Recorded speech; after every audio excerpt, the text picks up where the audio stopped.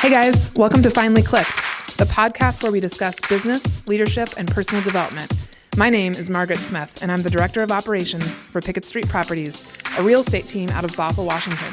And I'll be here every week with our owner and team leader, Jesse D. Moore. We'll be digging into concepts and ideas that have helped us both personally and professionally. And you'll also get a chance to hear from local and national experts that we know provide massive value to get to the point where it all finally clicks.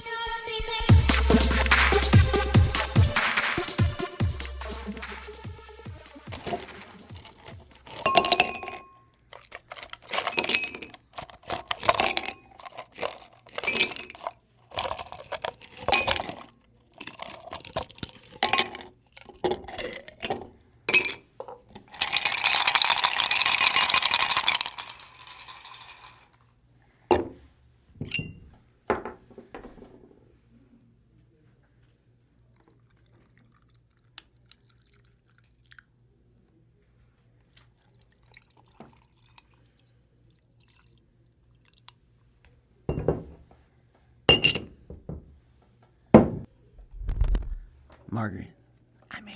Margaret. Yes. Guess what? What? Guess what today is? Oh my gosh, what is it? Is it ASMR? It's ASMR and whiskey. I think the mic just got a taste of that. Oh, let me lick the mic. Goodness gracious. Sorry, Mike.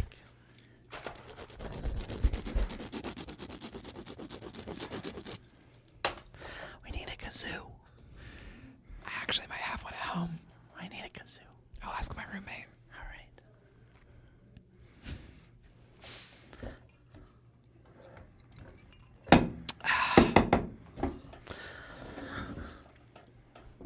Are we going to go the whole episode like this? I just like to go this way as I mix our libations. I really like going this way. Going this way. Oh, have you tasted your imbibement? I took a sip. Oh, man. I'm really glad we decided to pour that. It's been a minute. It's been a hot minute. Dear whiskey, I missed you. I'm sorry I've left you in the bottle for Hey, so long. you know what? We have a possible sponsor. A possible sponsor. Yes. Is it Alcoholics Anonymous? It's Jared Wolf. Oh, yeah. Okay. All right. I think we should get started.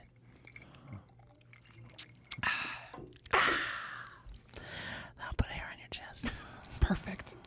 It's what I always wanted. Do we have a new lead-in today? Musical. Oh, we could. Margaret just winced.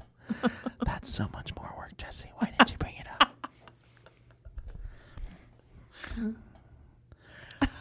You know, when we start talking normal, we're going to blow everybody out of their So stereo. true. They're going to be like, wow. Oh my God. Wow. Because it's cranked right now. If we keep it at this level the entire time, we might attract a new crowd of 13-year-olds. Right. How do I make my whispers sound like glitter? I don't know, but that sounds great. Rose gold glitter. That's beautiful. Like James Charles. Just sprinkle it in. Is that his name? I think if you use the S sound a lot, that sounds like glitter. Glitter, glitter, glitter, glitter. Yes. That doesn't sound like glitter at all. Glitter sounds chunky. In my head, it did. Like a snake. Right now, your face is glowing because of the green light behind That's you. like you on IGU. Margaret got interviewed this week. It looked like she was looking in the face of the sun. I love my light so much. I thought you were behind an RV that was backing up. Why did you think of that? Because reverse lights are white and it's a big RV. Your brain is way too fast for your own good. All right, I can't whisper anymore. It hurts my throat. I'm actually going to have to take a photo of you in front of this glowing green wall. I know. I didn't turn off Right? the backlights for a reason. I feel like Oz. I feel like the wizard in The Wizard of I'll Oz. show you what it looks like. You're not taking a picture. What are you doing?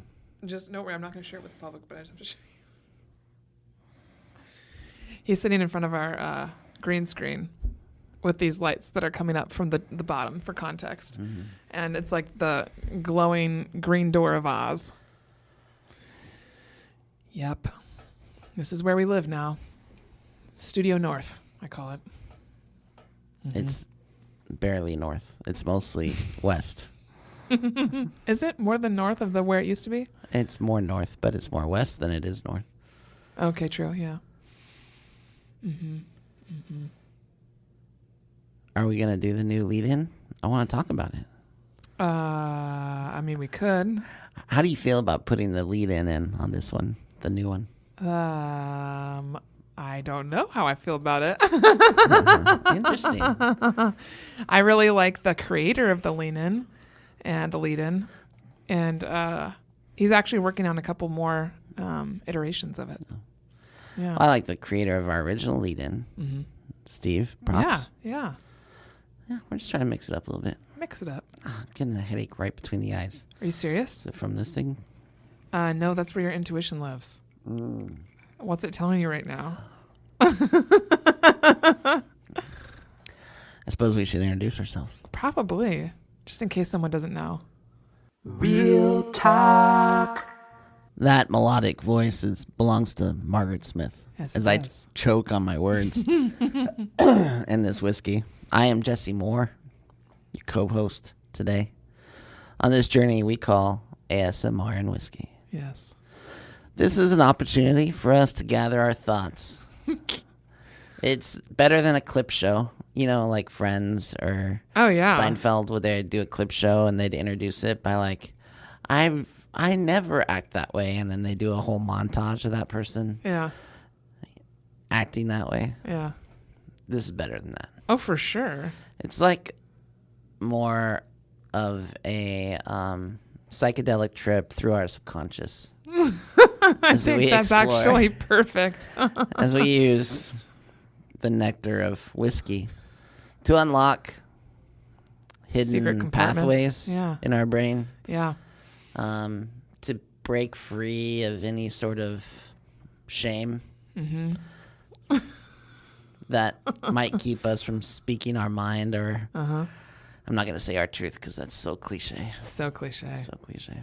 I feel like today, I don't know why, but I feel like something really unique is going to come out of this because I have zero preparation. We haven't even talked for 5 minutes today. We haven't talked a lot in the last 10 days. I'd agree with that. Real talk. This happens. We've talked about it. Happens when we get busy. Speaking of being busy, something for us to talk about. No, it is. Our richly scheduled. We talked about this yesterday in our team meeting. We did. About being busy and what a cop-out and what an excuse it is for most people. And how it frustrates me to no end when a newer agent who's maybe looking for guidance or help or from us and then schedules something and then postpones or cancels because they're busy, because they have something that came up that's more important. You know what? I have to echo that because that's been happening a lot lately. And literally, so I have someone here shadowing me this week, Ruth from Alaska. And I was telling her, of walking her through what I was doing yesterday. And yesterday I said no to 3 people. You would have been really proud of me. No to one person that you knew in particular about, but 2 other ones they asked for 45 minutes to an hour of my time. And I just said, I'm really sorry. I don't actually have 45 minutes to an hour of time in the next week and a half before I go on vacation. And I wanted to reference this podcast episode before we talked, actually. So maybe for another episode, we can talk about it. But Often Ambitious is another podcast that I listen to. And they just did an episode on Gotta Minutes. And it was a really awesome, you would have loved it, an awesome episode about people that ask for your time and how if you're going to ask someone for their time in the business, be aware of the fact that it's an energy exchange, bring something to the table and come constructive, come with questions, come prepared. If you're asking for someone's time, be aware of the fact that, it was just so good. It really got me thinking about everything we were talking about yesterday in our meeting around being busy versus, and then, when someone breaks their time with you, how does it make you feel? Well, I don't love it in general, but I like it less when they give me a dumb reason. Sure. They're like, I can't do this because I have to show a home an hour away. Yeah. It's like, well, you could move that appointment, but whatever. Yes. Yeah, that's more the problem. Mm-hmm. But no, to have somebody cancel on you last minute, especially an agent, I would say you're more flexible, even though it's not. We still don't like it when a client does it. But when it's another business professional, it just irks me. Yeah. Well, we were talking about it is a busy time of year to be a real estate agent. Late spring, early summer. Flowers are in bloom. Everywhere. Pollen is spiking. A flutter. Mm-hmm. I'm sneezing everywhere if I'm not on my medication. Sun rays are bouncing off our skin, changing our melanin. Mm-hmm. There's a lot happening. And it's easy to get distracted. And I'm also in red light therapy, so it's probably there's more color coming from me right now. Margaret gets on kicks, and then even talking about this new kick, it becomes like a MLM pitch. Like, are you going to start selling shampoo and facial cream now? You know what? I might just come to work one day and have a couple bottles with me and just be like, going to incorporate it into my social media. I have an exciting business opportunity to talk to you about. Yes, please. Do you buy shampoo? Do you wash your hair? If so, why not buy shampoo from me? Right? Not going to happen. Yeah, realtors are bad breeding grounds for other sales organizations, like home-based sales organizations, right? Tupperware. There's a lot of that happening. Well, not as much as in... pleasure parties, leggings. I mean, okay, yeah. The list facial goes cream. on. Yeah, there's a lot. Goodness gracious. Shampoo, conditioner, jewelry, yeah. Mm-hmm. It's true. I've been approached at least 5 or 6 times in the last 3 years about different businesses and would I consider, partnering with them or being a part of their, and I'm just like, no. But it's interesting to watch some of the, there's been a select few. I would say there's 3 people that I keep an eye on social media who are making a lot of money. And by a lot of money, I mean hundreds of thousands of dollars doing their MLM. So it's definitely enticing at times, but it's ultimately not. How do you know they're jam. making hundreds of thousands of dollars? Do they show their ATM receipt or something? They show their money. Yeah, they show their money. What they get, their checks, like their bankroll. Yeah. Mm-hmm. It's true. But it's really not my jam. So. Yeah. All right, back to busyness. So. Oh God. There is a great quote. So bad. I should try to pull it up because I'm probably gonna screw it up. Is it from your book? Well, it's from the class that I teach. And yes. There's a quote that says, the excuse of busyness is actually the excuse of not caring enough. Yes. Because when we're busy, it doesn't mean that our obligations go down, that we have fewer obligations to fulfill, or that we can choose which obligations not to fulfill. It really becomes a prioritization game. Mm-hmm. And if you don't get something done, you're saying that that's less important. Mm-hmm. And it's funny how people prioritize when things get busy. Yep. Yeah, it's actually interesting timing that all these things around time blocking and timing and busyness have come up because I just did a panel with 3 other admin in the Admin Success Principles group on Facebook.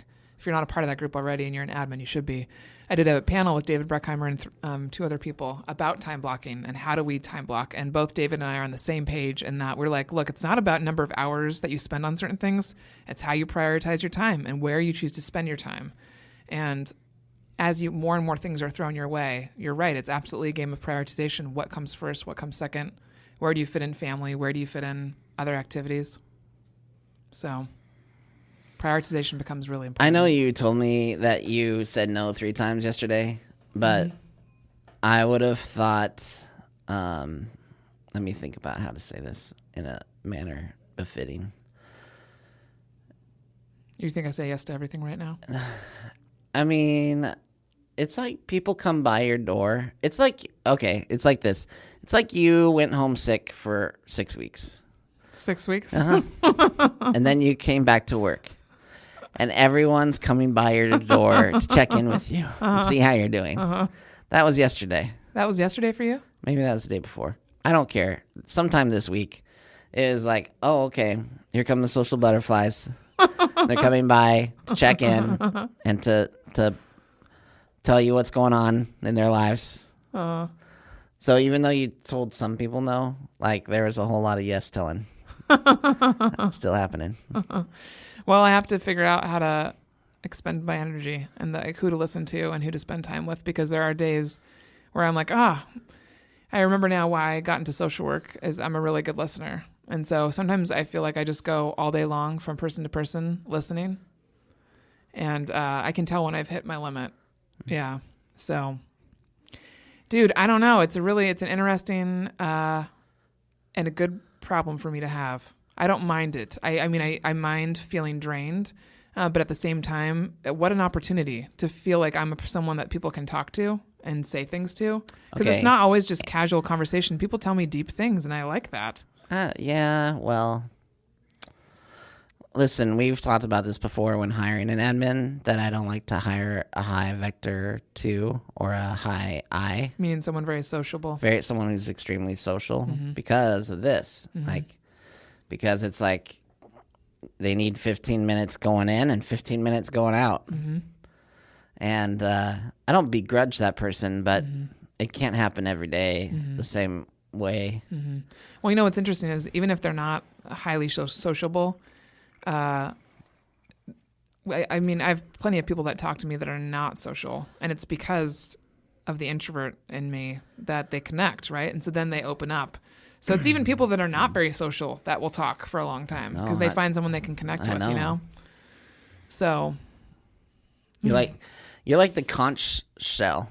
It's like when people are in your presence, if they're like, if I have Margaret right now, so I can speak, I can talk. And it doesn't matter if they're extroverted or introverted because they have you. That's a very nice compliment. Thank you. Margaret is a conch shell. If I could be a mermaid, that'd be cool. With a conch shell as well. I was thinking more like Lord of the Flies. Conch I haven't read that book in a long time. Remember that they only, if you wanted to speak, you had to have the conch shell. Yes. But eventually that went away. Like people were like, F hey, that. Speaking of reading and writing, I know you watched my interview this week on Monday with Christy Bell Grossman. How did you like? How do you know I did? Because you called me to tell me that you watched it. I'm like, did you think I was gonna watch this? And you're like, no. And I'm like, gotcha. Did you like the word that I shared? I knew you would say perseverate. That didn't bother me at all. Do you have a word of the week right now? Of the week? Yeah, that you've been like using. Well, all the words I want to say, I can't say. I shouldn't say. Really? Are they swear words? Mm-hmm. Oh. Well, there's no other word that you've like just discovered that you'd share with our audience? Discovered? Mm-hmm. No. No, I mostly want to tell people to F off. Like, keep moving. Drama. Tea. Tea is my thing, I guess. Tea? You know, it's something all the kids are saying these days. Do you know the whole meme about tea? Don't. No. About sipping tea? No. Okay. Have you ever seen the meme with Kermit the Frog sipping tea, Lipton tea? No. Okay. Well, it's a well-known meme. And I had a deep dive to figure it out. When did you hear this one? Well, I mean, I have kids, and I heard about this guy named James Charles, who I've never heard of before in my life. Who apparently is a big deal in the makeup world. He's like CoverGirl's first cover boy. Yeah. And he's some sort of maestro with makeup. And he had some drama in his YouTube world. And so anyway, this whole thing about like sipping tea, it's like it's like saying, "Oh, here comes the drama." Like settle in. Okay. Settle Get in. Ready. We're going on a drama ride. And I kind of like that. And so I think that's been, you know how once you learn something and hear it, then you see it everywhere. See it everywhere. Yeah. And so that this meme is that's an example of it, where it's stuff that's not really any of your business, and it's like, okay, I'm kind of above this drama and above the fray. Yeah. So I'm just going to sit here and drink my tea Just sip tea. rather than engage in your Yeah. lunacy. I like that. It makes sense. Yeah. So we could do an ASMR and tea episode Sip tea. where we diss on Drama. and dish on all the drama. Oh, I mean, people would be down for that. That would be hilarious. Like local drama or just drama that we know about? No, we're not doing this. We're not doing it. I didn't think we were doing it. I'm just saying. So busyness, I think when you're busy, you have to decide what's important. And if you don't get to the less important things, they still need to get done. Hopefully they just move up the list the next day. But being busy is a pretty terrible excuse in life, I think. You better not move your mic anymore. I feel like being busy is a distraction from what's important. Do you often feel like you're busy? I'm busy right now. Yeah. So do you say that, or how do you phrase it? I've been taught many different things. Tom Hopkins, who's a sales trainer, when he always coaches that when people ask you how things are going, that you always say unbelievable. And that way they don't ever know if it's unbelievable good or unbelievable bad. But either way, it works, right? And it works if you're first starting out as an agent too, right? Yeah. Like, how's business? And you go, unbelievable. And it sounds positive, but Yeah. it could be terrible, right? And so I kind of like that trick. I kind of like saying unbelievable. Because most of the things we come into contact with are pretty unbelievable. Unbelievable. Yeah. That's a good answer. Yeah. I haven't had, well, actually I have. It's crazy. I'm going to say that's a lie. I've had a couple people reach out to me in the last month and just say, how are you doing everything that you're doing? Like, how do you do the podcast, the marketing, whatever you do, like for the team, hiring, all these different things? And I'm like, it's the prioritization piece. It's going in every day, picking out what's the most important. And right now for us, it's finding the people to work the leads to do the business with. But I guess what I get asked more often is because I'm a salaried person. I get asked, like at the drive-thru at Starbucks the other day, somebody said, aren't you glad it's a Friday? And I said, I'm just glad it's a day. Like, it doesn't matter to me what day of the week it is because I don't feel like because I really like what I do. And they were like, seriously? I'm just happy to be alive. I was like, yeah, I love that question. I don't think about what day of the week it is anymore. And I used to think that way all the time. So that's really nice. So being busy, I don't mind being busy or having things to do because it's just, I'm richly scheduled, as Anise Kavanaugh puts in her book, Contagious Culture. Is that what she said? I'm richly scheduled. I feel like there's difference in the words we reacted to. There was a couple different ways of phrasing it that she had in there, people can say as alternatives, but... I'm richly scheduled. How's business? I'm richly scheduled. Thank you. Yeah. Can you imagine? No. Oh my gosh, that sounds so uppity. Yeah, that wouldn't be the best response. I'm richly scheduled. Indeed. James, do you find yourself richly scheduled these days? Indeed. It's a richly scheduled time of year. I might start using that just for funsies. What about you, Grace? Grace, are you richly scheduled? I'm afraid not. No. I'm poorly scheduled right now. I could use more things in my schedule. Schedule. Yes. Richly. Oh, God. Mm-hmm. It is busy also because I think socially people become more busy. Well, in the Seattle area, for sure, we just woke up from a long nap. Like, we took a you've been richly scheduled 2-hour drive these last 2 weekends. And it was 93 degrees in Quincy, Washington. 93 degrees. That's hot. That is especially warm. Seattleites start to melt at 85. So we were 8 degrees above melting. Did you guys even pack clothes? Did you just get a pair of shorts and that was it? Oh, you have to be in layers, Margaret. You know this. I shouldn't have to. We were richly attired. We had T-shirts and sweatshirts and shorts and blankets. Richly attired. Richly attired. I like that. And how was the concert? So the purpose of our trip to Quincy, Washington was to go to the Gorge, which if you haven't seen it or been there, Google it. The Gorge, Quincy, Washington.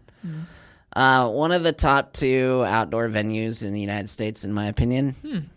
Red Rocks being number 1. And it's a beautiful, picturesque amphitheater with the Columbia River in the background. The sun sets beyond that. And it's beautiful. And so it was a family outing. I took my fiance and our 3 kids. And our kids had never been there. They're finally to the age where they can appreciate, I don't know, a trip and a concert and sunsets. And we went and saw Brandi Carlile. And it was a family favorite. And they had a great time. It was awesome. And it was, like I said, it's 93 degrees when we got there. But that makes for a pleasant evening. That's beautiful, yeah. You know, especially it cools in the open off. air. It's like between 75 and 80. And how was Brandi? She can sing. That girl can sing. For those that don't know her work or you're not familiar, listen to The Joke by Brandi Carlile. She was nominated for 6 Grammys this past year. I think she has 6 studio albums, and she hadn't been nominated for any Grammys or prior to this. And then with this latest album, she had 6 Grammy nominations. She's a folk Americana singer-songwriter. So think of Carole King, think of I don't know, other, She's got a beautiful major voice. female voices. Yeah. And yeah, it was neat. After you went there and you asked if my roommate had gone yet, he's going this weekend to see the Grateful Dead. Dead and Company. Yeah, Dead and Company. Yeah. He's excited. He's going to be camping.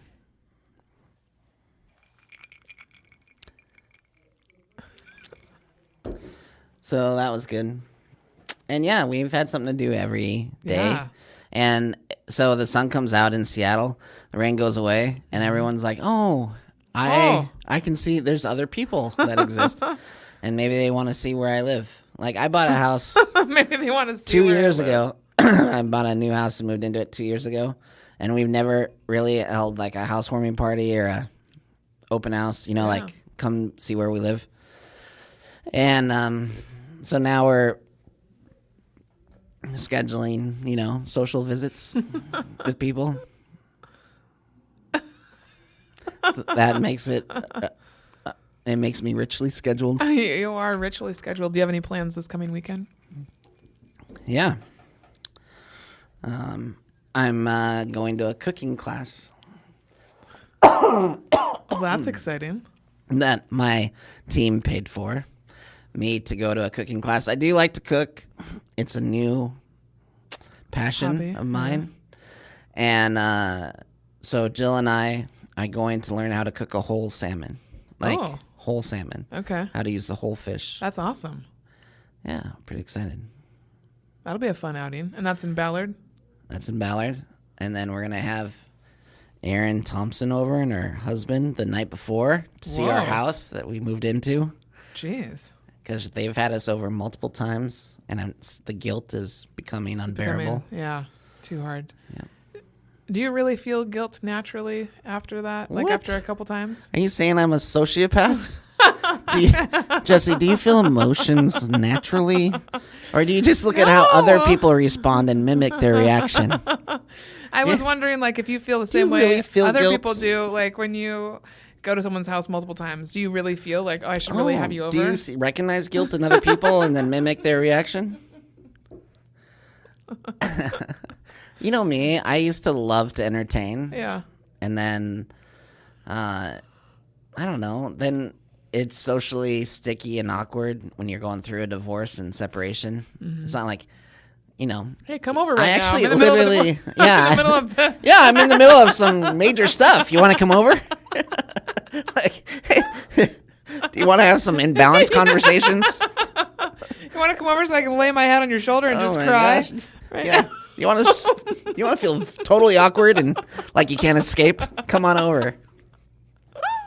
Yeah, so you had a little hiatus for a little bit while you got through that. Well, I moved from when I was married, lived in the same neighborhood I live in now.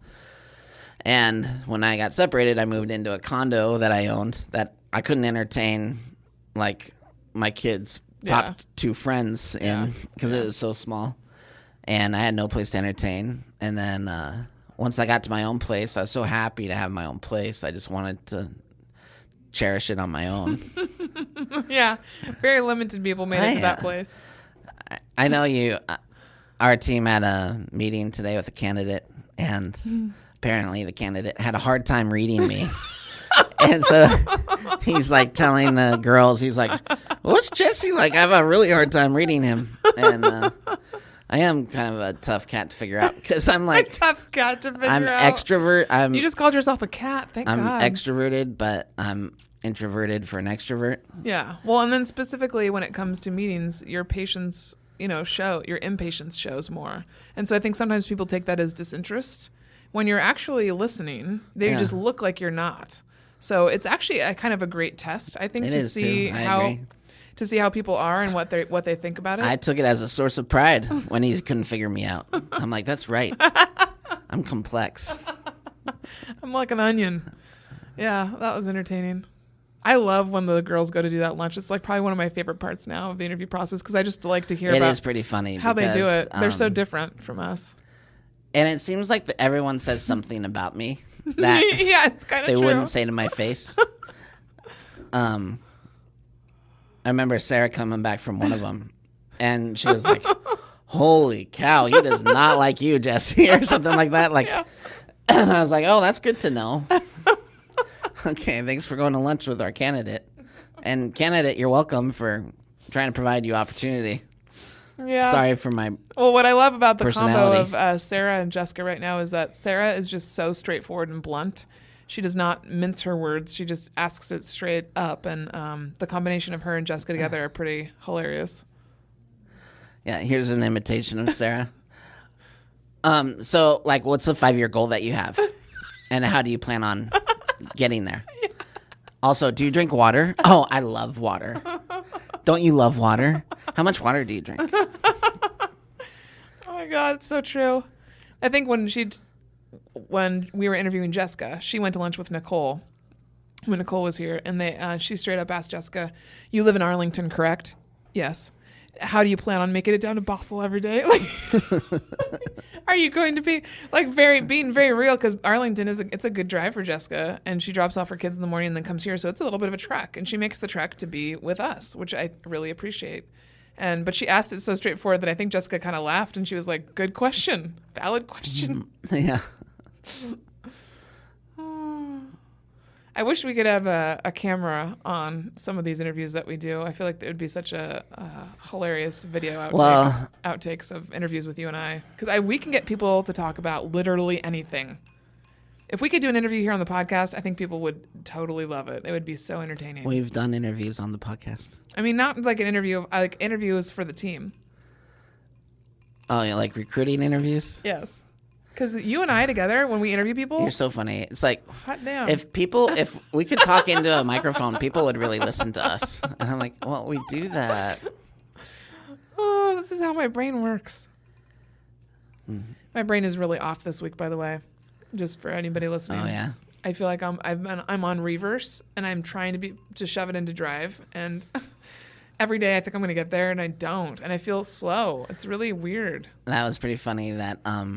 one of the other things that came out of the lunch interview was, didn't Jessica say, like, well, Jesse, like, knows when we have our period and stuff, so I hope you're okay with that.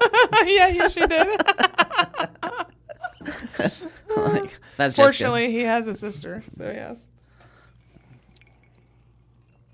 The things we say. Hashtag things we say. What's new with you, Margaret? Well, what is new Oh, with me? I know what I want to talk about. Oh, Lord, help me, please. So I texted you the other day. Uh-huh. So in your interview with Christy Belt Grossman, Uh-huh. it came up, Like, you're talking about saying no to things, saying no to people. And she kind of asked you, like, why do you need to say no to people? And you're like, because otherwise I get angry. And I forgot that part. So then later in the day, to prove to you that I listened to the interview, I just texted you, oh, anger, that's what that is. I had no idea what you meant. And then with no, like, explanation or anything. And usually that works. So usually I just let that sit. I float that out there, let it sit. And you're See like, what's going to happen. You just respond with, I don't get it. Which is your annoyed way of, that's you being annoyed. That's you saying, okay, enough of your nuance. Can you just tell me what you're trying to say? And I'm like, and so then I gave you some more hints, and you weren't, I had to finally call you and be like, hey, I recognized in that interview, I didn't recognize that look is you angry. But I know how you are when you are overwhelmed and you're doing things you don't want to do. And I've had a hard time putting my finger on what that look is, and now I know it's straight up anger. It's you going, I'm pissed at you. And it's funny because I'm sure it's not directed at me, but it's directed at me. It's like, you did this. You created this team. You created this nightmare. You created this office. Too many people are talking to me. Oh my God, that's funny. And I'm like, oh, anger. That's what that, okay. That's the look I ignore. I ignore your angry look. And I just hold my breath and wait for it to pass. That was funny. Yeah, I needed you to call me to tell me what that was about.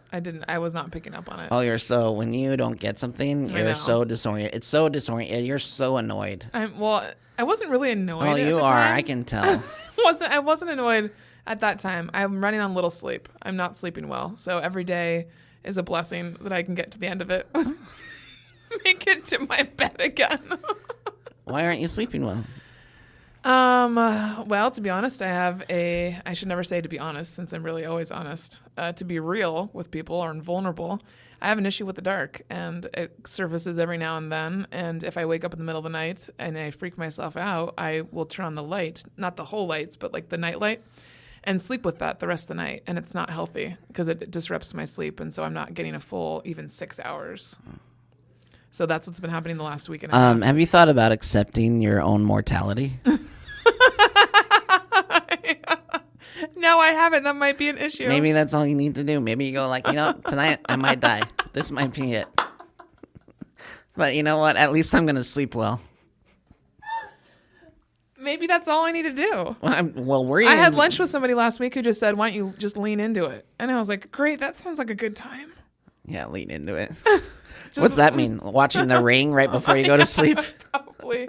Let's really freak the hell out of myself. I'll watch The Ring and maybe 2 other really psychological thrillers or whatever they say, and then I'll try and go to sleep. That's definitely not going to help.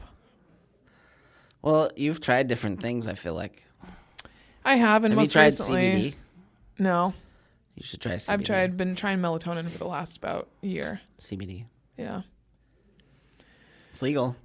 Well, I mean, I don't have an issue with that. I want everyone to understand that it's legal. I feel like you throw that out. States. I'm pretty sure everybody knows that.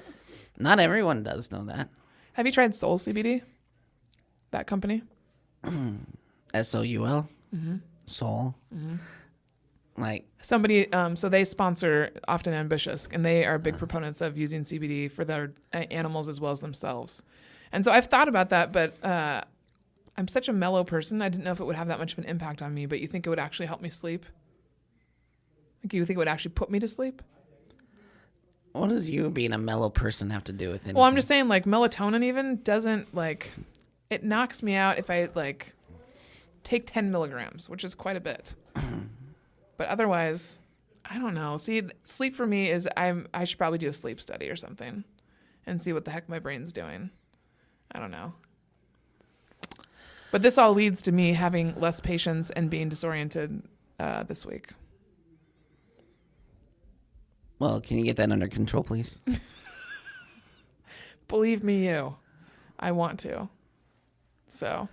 I have a problem. You and I think, have the same problem a little bit, which is we value our time so much that, like, I don't like going to bed because I'm sacrificing time alone. Yeah. Like, Yeah. I I so like I staying up late, generally too. probably go to bed around 11 and generally wake up around 6:30 or 7.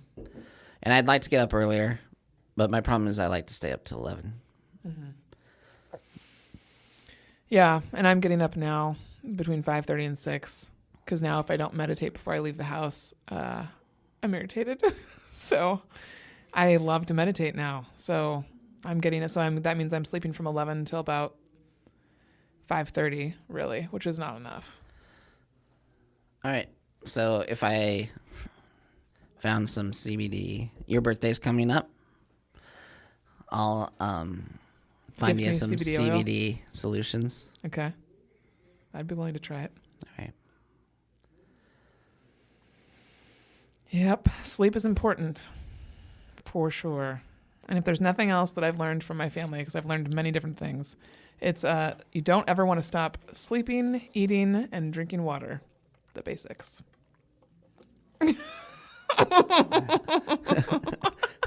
Okay. Wow. It's such a good, like if I don't sleep though, I'm not operating on full capacity. It's really bad. And I like to go like 110%. So it's really cutting my style by not being able to sleep well. When it gets warmer, you'll have your air conditioner in your room. Thanks to you, I have my air conditioner after much stress And last then summer. that provides white noise, right? It does shut off and shut back Plus on. your body likes to be a few degrees cooler at night for you to sleep well. So we'll have People should have seen me last summer. I was literally losing my shit. Margaret. Okay, so Margaret, just as she sits here and tells us, I'm not sleeping well, so like that disrupts the rest of my life.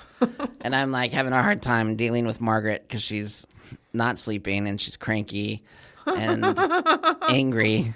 I was angry. Hashtag angry. Mo is angry. And I'm like, what is going on? And you're like, oh, well, it's kind of warm up on the second floor of my Warm duplex. being like freaking 90 degrees. And I'm like, well, they make these things called air conditioners. You can buy them at Costco and put them in your room. So I bought you one. And I'm just saying that as the temperature goes up, won't the cool air and the white noise help you sleep? Oh yeah, I mean, no matter what, I'm sleeping with a fan on already. I need noise no matter what. So yeah, it's about Is Dan aware that you have an air conditioner in your room now? Actually, I don't know if he's aware. He's not aware unless it's right in front of his face. This is so funny. Margaret didn't want Dan to know that she had an air conditioner in her room, because he doesn't have one in his room. Yeah. And life isn't fair. Well, who knows? He might end up wanting to sleep on my floor or something. I can't, we got to keep the roommate separate, Mm-hmm. Yeah, it's about time to whip that machine out and hook it back up. Where's it at? It's right in my closet. I keep it close by. Oh, wow. You got to roll it out a couple feet. Yeah. All right, good. Yeah, so if you guys have any other sleeping tips for me, please share. Can't wait for these to come in. All right. Next topic. Whiskey. Next topic.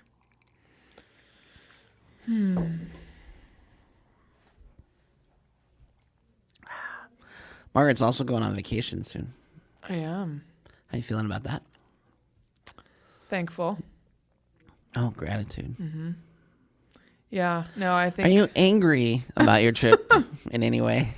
Am I angry about my trip? Uh-huh.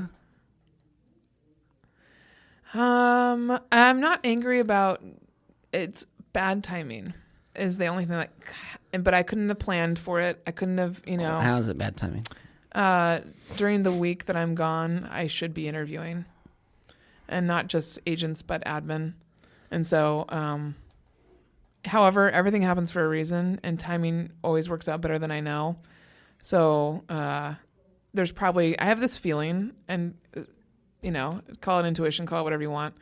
I feel like there's going to be an admin that's just dropped into my lap, and it's going to work out fine. And I'm not going to change my vacation. It's actually a great time to go also because Sarah is still here and she'll be there to cover me while I'm gone. And so I'm grateful for that. I'm grateful to be able to do this because after someone new starts, I won't be able to do that for a little while. There's never a good time for anything. So I just have to relax and let it go. That's kind of a pessimistic way to look at life. There's never a good time to do anything. Well, nothing's ever perfectly scheduled, right? I've had to let go of perfection. Nothing's perfectly scheduled. Sometimes it's richly scheduled. Richly scheduled, always. I am richly scheduled. I am not. Jessica looked at my calendar the other day and she said, "Oh, wow. Margaret is richly scheduled." Yeah, I put everything in my calendar. So letting go of perfectionism has been an ongoing journey for me, and I actually have done a pretty good job over the last couple of years of really letting it go. If you don't say so yourself. If I don't say so myself, I'm proud of myself. Good for you. Mm-hmm. What about you? In regards to? Letting go of perfection. I'm not angry about your vacation. Are you not? No. Okay. Oh, letting go of perfection? Man. Yeah, like how do you let go more than other rainmakers do? Because there's definitely some things that you've held on to, but in the big picture, compared to some agents that I've seen, including the person who's, we have different people have shadowed us and telling me about their experiences. And it's shocking to me, like that people can't see that if you don't let go, you won't grow. And so you've let go of quite a bit. And so I know part of that is me earning your trust and showing that I can take care of things. But I feel like with your divorce, actually, that you were forced to let go. And I've often wondered if that event didn't happen, would we be in the same place? Well, I think I learned that I don't like doing certain things, and that I was willing to fail. I was willing to allow others to fail or to learn while failing. Like that was a cost I was willing to bear in order to prevent me from doing that task again. Okay. So I think, like with Jessica as an example, she's a newer agent, and I'm teaching her how I want her to look at the world of real estate and transactions and client service and stuff like that. And I'll always forget some things, and they'll come up because a mistake is made or because an opportunity comes up. And there are times when I wish, that I would have handled it. Not in her case. I'm not speaking about her, but in general, there's been times when someone's made a mistake. For instance, we had someone make a mistake last year. It cost me $15,000. Mm-hmm. Would I have preferred that they not make that mistake? Yes. Sure. Would I have preferred that even if it meant I had to do the thing in order to not make the mistake? Yes, $15,000 is too high of a cost. Mm-hmm. But like someone Rockefeller said to someone once who cost him $1 million, the way the fable goes that this employee of Rockefeller's made a bad investment, cost him $1 million, and he offered his resignation. And Rockefeller said, "Why would I accept this? I just spent $1 million on your education." So it's all very much in how you look at things. Mm-hmm. We coach and talk to people all the time who have trouble letting go of perfectionism, of tasks, of they think they're the only one that can do it. And that's no way to live a life. Mm-hmm. Like, I want to grow beyond that. Mm-hmm. And in order to grow beyond that, I have to be willing to fail and let people make mistakes and train and do all the stuff I don't want to do in order to not do that thing again. So I think I'm good at... I fell in love with leverage more than I fell in love with anything. Like, more than I fell in love with building a team. Mm-hmm. I don't think I loved building a team. I think I loved leverage. Mm-hmm. And when I realized how easy it was for me to let go and how fast my business grew when I did that, man, it became easy. So I would disagree. I would say that it had nothing to do with the divorce because I learned leverage well before that. Mm-hmm. And we failed forward. I hired a team leader. I hired someone to lead the team thinking that would free me up to do more sales. And that wasn't the best idea. I've made mistakes along the way, for sure. And even now, and even when we're lean, I still look for opportunities to hire and continue to leverage. Mm-hmm. I just like to do so wisely. And I don't want to do it with crap talent. I want to do it with someone who's better at that thing than I am. And I've been pretty good at that too, finding people that are better.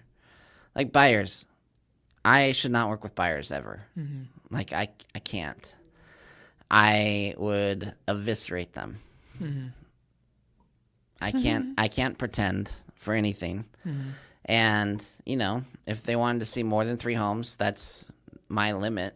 And and you have to be available, and you have to be generous. And if I'm not, I built a team because I wanted time, period. I didn't want to be an agent that was available on weekends and at nights. I've never wanted that. Yeah. I don't like it. I think agents pride themselves in it, and I think it's a farce. It just means you're giving up other things that are important. Time with your kids, time with your significant other, time with at home in general. Like, I treasure that. So it's a trade-off for me, and I don't mind. I'd rather hire people, have them make mistakes. And I had to learn this, right? You and I both had to learn at some point that if we're going to build a team, we got to get used to people coming and going, period. And it's hard, but you have to make that decision. And some people can't make that decision. Some people end up saying, you know what? I care about people too much, and I suffer too much emotionally when someone leaves, or when someone isn't grateful, or when someone doesn't appreciate the leads I give them, or they don't see the big picture. Well, sister, you have a lot to complain about. You know, there's lots of things you can nitpick on and obsess on. And instead, I try to find people that have similar values, are driven by similar things, because they want a life where they don't have to work nights and weekends eventually. And I'm providing that for them. I'm providing them a way to have access to that. And that's the main thing I teach Jessica right now. The number one thing I'm teaching Jessica right now is how to leverage and how to prioritize. And I think that's true of everybody we hire. I think that's those 2 things I'm teaching. That's the main thing I'm teaching. Well, yeah, I feel like from the very beginning you tried to so yes, you're teaching me leverage, and you're also teaching me how to think like you. And so ultimately, if we're going to have a successful business and team, that knowledge has to pass down through to every person on the team, so they know if they were the only person in the office and they had to make a decision, they would do what you or I would do. Well, and just to give people some insight, one of the things I've realized about myself at a young age is the way my brain works is I like to future trip. I like to think of, it's like choose your own adventure in my head. So you can give me an objection, and I can think of almost every way possible to handle that objection. And then I'll be able to process and think very quickly about that person's personality and how they'll respond. And so very quickly, if you give me an objection, I can tell you the quickest, fastest way to handle that. And in no time flat. And it's just the way my brain works. And it's probably one of my favorite things about my brain. It just works that way. So for me, prioritization's easy. But that skill is hard to teach. I think my brain... Is that prioritization, or is that just like finding the right slot in your brain, like finding the right card? I think everything's prioritization. Yeah. If I have 5 different responses to an objection, which one do I use? Yeah. I use the one that's most effective. Right? Yeah, you prioritize the objection. So I prioritize by effect. I want to choose the one that's going to give me the greatest return. And I do that in almost every area of my life, I think, which is also my weakness. Sometimes I am a little too adverse to pain and suffering because that's not an ideal modality. Like comfort and and ease is a better modality for most people, right? But I'm learning as I get older and as we read books and everything else that, doing the hard thing and making yourself feel uncomfortable and letting yourself feel pain is an important thing as well. So I like that your kids are picking up on that too. Which part? Well, this is not recent, but the story you've told before about Selah with her goals last year of not drinking pop, or like having goals that not many normal preteen girls have. She didn't drink soda for a year. Yeah. She was 11. And I was like, what? And she had a pop right after, as soon as the clock turned over. But she's good at challenging herself. Yeah. Good self-discipline. Yeah. We were at another story about my son a different way. So here's my complaint about Live Nation and the Gorge. Is we packed for a family of 5 to go to the Gorge. I paid for tickets. They weren't cheap, especially for kids. When you get in there, a beer is $15. Food is $16. It's ridiculous. So we have a family of 5. They have a lawn that you sit on. I have a bad back, so having a low-profile chair is allowed. Yeah. This year they decided to make low-profile chairs with pockets are not allowed. What? They're banned. Why? But you don't find that out until you've walked the 2 miles from your car to the gate. And then they say, you can't take this in. It has a pocket. I'm like, look inside. There's nothing there. Like, this is ridiculous. And so they said, yeah, you can't take these in, or you can cut the pockets off. Well, these are expensive Tommy Bahama chairs that Jill bought for our entire family, and she doesn't want me desecrating them so I can sit down. Yeah. So I'm like, you know what? So, David, we decided to take 2 of the 5 chairs in, and we'll cut the pockets off of them. Yeah.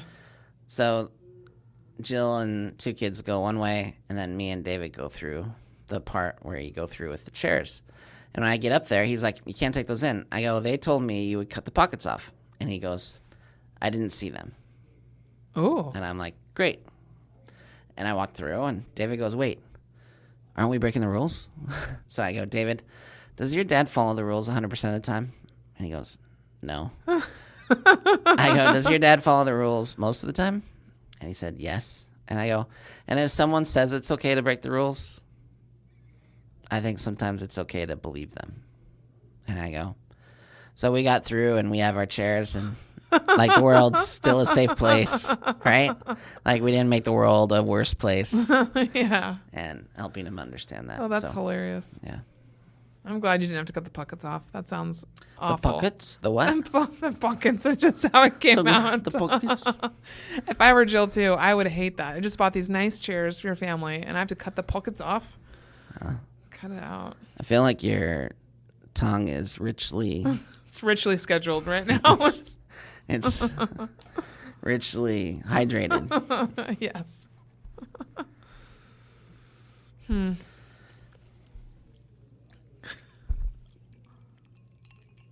It's always sad when the ice melts, so you can't hear the clang. I know. The jingle of the glass. Jingle. The jingle jangle. It's so sad. I feel like we've covered some good ground in this episode. We've covered ground. What's this called now? Studio North? Yeah, Studio North. I just made that up. Oh, so it's not actually called that. No, it's just what you're calling it. Mm-hmm. No, I'd actually like to come up with a name just for us. I actually like this better, though. It's bigger, roomier. It feels like there's more air in here. I feel like there's an aura around me. Well, there is. And green aura is good. It means wealth. So we're good. We're solid in here. You know, it's got good energy in here. Good vibes. Yeah, it's richly energetic.